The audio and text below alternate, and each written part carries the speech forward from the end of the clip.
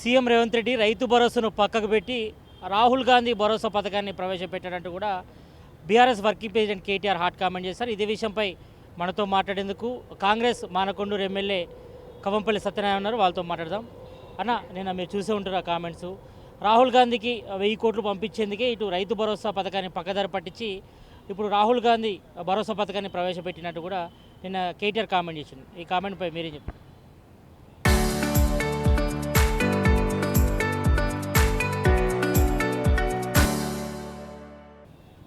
ముఖ్యంగా కేటీఆర్ గారికి ఏం మాట్లాడాలో అర్థమైతలేదు. మతిపోయిన స్థితిలో మతి భ్రమించి మాట్లాడుతూ ఉన్నట్టున్నది.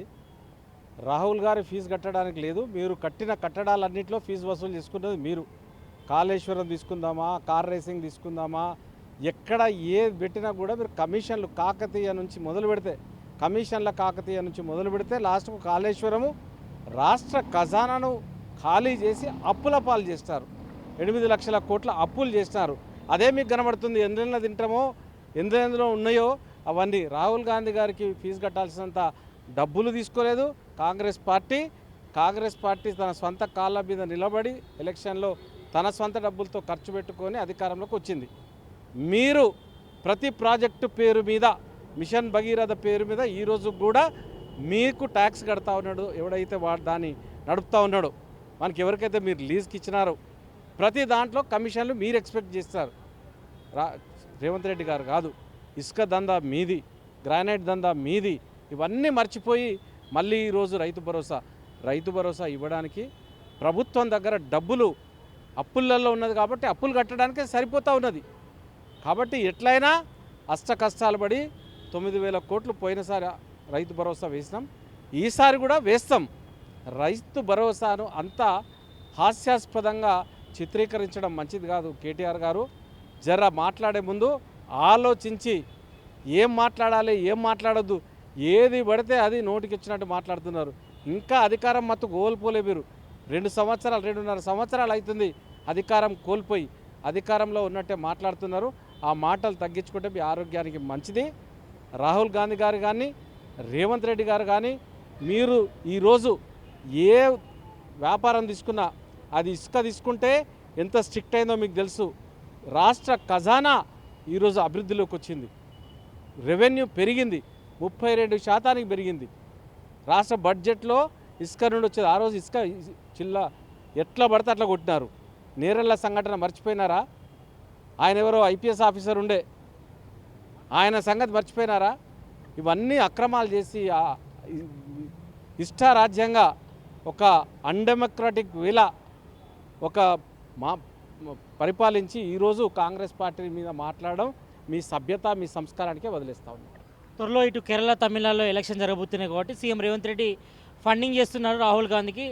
దాదాపుగా 1000 నుంచి 2000 కోట్లు రాహుల్ గాంధీకి సమర్పించుకుంటున్నారు. ఆయన సీటు కాపాడడం కోసమే ఈ రకంగా రాహుల్ గాంధీ మరి రాబోయే ప్రధానమంత్రి అంటూ కూడా చెప్పడం జరిగింది. మరి ఈ విషయంలో మరి ఆయన పోవడంతో పాటు ఇటు 1000 కోట్లు 2000 కోట్లు కేరళ, తమిళనాడు రాష్ట్రానికి పంపించే ప్రయత్నం చేస్తున్నట్టు కూడా కేటీఆర్ అంటున్నారు. తెలంగాణ నుంచి పైసా అవసరం లేదు ఏఐసిసికి. 10 సంవత్సరాలుగా అధికారంలో లేదు. మరి 2 సంవత్సరాల కింద కర్ణాటకలో, 2.5 సంవత్సరాల కింద తెలంగాణలోనే ప్రభుత్వం వచ్చింది. అంతకుముందు దేశం మొత్తంలో లేదు. అంటే కాంగ్రెస్ పార్టీ ఎలక్షన్లో పాల్గొనలేదా? ఆనాడు మధ్యప్రదేశ్లో ఎలక్షన్లు గెలవలేదా? గుజరాత్లో మెజారిటీ రాలేదా? ఈ కాంగ్రెస్ పార్టీకి తెలంగాణ నుండి ఇస్తేనే బ్రతుకు తెరువా? ఎట్లా మాట్లాడుతున్నారంటే ఇక పిచ్చోని చేతిలో రాయి ఉన్నట్టు ఏది పడితే అది మాట్లాడుతూ ఉన్నారు. తప్పకుండా మా ఏఐసిసికి ఎంత ఖర్చు అవుతుందో అంత డబ్బులు తప్పకుండా నెలవారీగా వస్తాయి. మేమేం సపోర్ట్ చేయాల్సిన అవసరం లేదు. రేవంత్ రెడ్డి గారు ఒక సుశక్తుడైనటువంటి ముఖ్యమంత్రి. నిజంగా కూడా ఇంత క్రమశిక్షణగా ఒక ఖజానాను ఏ విధంగా ఇంప్రూవ్ చేయాలి, ఈ యొక్క సంపదను ఏ విధంగా సృష్టించాలి, దీని మీద ఈరోజు నడుస్తూ ఉన్నది. కాబట్టే పంపించాలి. ఎవరికి మేము కట్టాల్సిన అవసరం లేదు ఫీజు. మీకులాగా మీరు అందరి దగ్గర ఫీజు తీసుకుని అలవాటు కాబట్టి ఎక్కడి నుండి వస్తుంది, ఎక్కడి నుండి తీసుకోవాలి, ఇదే ధ్యాస. అస్తమానం పైసల చుట్టే ఒకసారి ఒకదాని మీద చేస్తూ ఉన్నారు. ఇవన్నీ మానుకోవాలని చెప్తా ఉన్నారు. ఈ నెల 6 నుంచి కూడా అసెంబ్లీ బడ్జెట్ సమావేశాలు కూడా స్టార్ట్ కాబోతున్నాయి. ఈ 6 గ్యారెంటీల అమలు కోసం కూడా చట్టబద్ధతకు సంబంధించి ఒక ప్రైవేట్ బిల్ తీసుకురాబోతున్నాం, ప్రైవేట్ బిల్ పెట్టబోతున్నాం కూడా కేటీఆర్ అంటున్నారు. ఎన్ని ప్రైవేట్ బిల్లులు పెట్టినా వాళ్ళు చేసినటువంటి వాగ్దానాలు రైతులకు 3 ఎకరాలని, అదేవిధంగా దళిత బంధు అని, తర్వాత డబుల్ బెడ్రూమ్లని, విద్యార్థి ఎంప్లాయీస్కి 3016లని, నిరుద్యోగులకు నిరుద్యోగ భృతి 3016లని, మరి ఇవన్నీ మర్చిపోయి ఒక్క ఇల్లు డబుల్ బెడ్రూము కొన్ని అసలు రాష్ట్రంలోనే కట్టేయలేక, కట్టిన ఇవ్వలేక ఓ దిష్టిబొమ్మలాగా తగలబెట్టుకొని ఈరోజు మీరు మా గురించి మాట్లాడడం బాగుండదు. డెఫినెట్గా మేము ఏదైతే 6 గ్యారంటీలు ఇచ్చినామో దాదాపుగా అన్నీ పూర్తయినాయి. ఒకటి ఇవ్వాల్సింది పెన్షన్ కార్యక్రమం పెంచడానికి బడ్జెట్లో లేదు కాబట్టి, లోటు బడ్జెట్లో ఉన్నది, అప్పుల ప్రదేశ్గా ఉన్నది కాబట్టి చేయలేకపోతున్నాం. రాష్ట్రమంతా అప్పులతో దివాలా తీసి ఉన్నది కాబట్టి చేయలేకపోతున్నాం. దాన్ని కూడా వెసులుబాటు రాగానే చేస్తాం. మీకు చెంపపెట్టి ఇప్పటికే తగిలింది, ప్రజలు నమ్ముతలేరు.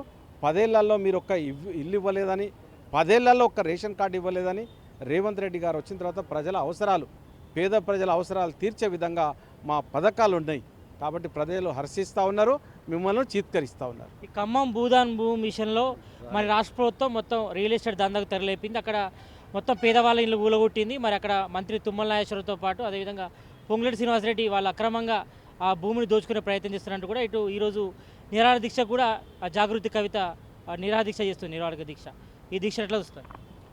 దీక్షను ఆమె ఒక డ్రామా ఆర్టిస్ట్. మరి ఆమె చేసినప్పుడు, అప్పుడు భూములు కబ్జాలు చేసినప్పుడు, పేద ప్రజల భూములు లాక్కున్నప్పుడు, పేద ప్రజల ఇల్లు కూలగొట్టినప్పుడు, అయ్యప్ప నగర్లో ఇళ్లను ధ్వంసం చేసినప్పుడు ఎక్కడ పోయింది?